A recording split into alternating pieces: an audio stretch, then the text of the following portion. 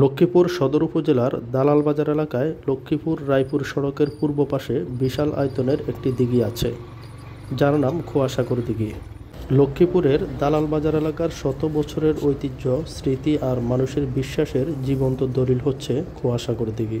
কিন্তু দিঘিটাকে ঘিরে আছে কিছু রহস্যময় গল্প। প্রায় 1755 সালের দিকে দালাল বাজারের জমিদার ব্রজবল্লভ রায় এই দিঘিটি খনন করেন। তখন এই অঞ্চলে পানির প্রচণ্ড সংকট ছিল। মানুষের কষ্ট লাঘব করতে আর আশেপাশের জমি ভরাট করতে তিনি তৈরি করেন এই বিশাল দিঘি, যার আয়তন প্রায় 22 একর। দিঘির উপরে যখন কুয়াশা ভেসে থাকতো, দূর থেকে মনে হতো যেন ছোট্ট এক সাগর। আর কুয়াশা থেকেই এর নামকরণ করা হয় খোয়াসাগর দিঘি। এই দিঘির সাথে একটি রূপকথার গল্প জড়িয়ে আছে। জানা যায়, একবার এক বরযাত্রী তাদের নববধূকে নিয়ে দিঘির পাড় দিয়ে যাচ্ছিল। সে সময় বরযাত্রীদের পানির পিপাসা পেলে তারা যাত্রা বিরতি দিয়ে দিঘিতে নেমে পানি পান করেন। তখন তাদের সাথে তাদের নতুন বধূও নেমেছিল পানি পান করার জন্য।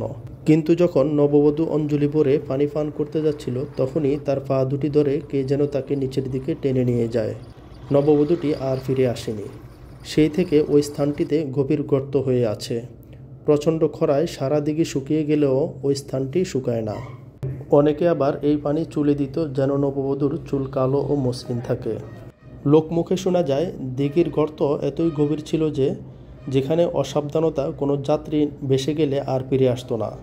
এই গল্পগুলোই আজ মানুষের মুখে মুখে কিংবদন্তি হয়ে ছড়িয়ে আছে।